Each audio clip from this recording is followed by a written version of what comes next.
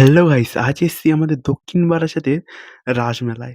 এখানে এসে আমি একটা জিনিসই দেখে অবাক হয়ে গেছি, যে ঠাকুরের মূর্তিগুলো কতটা সুন্দর। না সামনে থেকে দেখলে বোঝাই যাবে না। তোমরা শুধু একবার দেখো, আমি দেখাচ্ছি কি দারুণ লাগছে দেখো। আর এই যে ভিডিওটা তোমাদের যদি ভালো লাগে তো ভিডিওতে একটা লাইক দিও কিন্তু অবশ্যই। আর চ্যানেলটা একটু সাবস্ক্রাইব করে নিও, এরকম ইন্টারেস্টিং ভিডিও আরও আনতে থাকবো। তো তোমরা শুধু দেখো।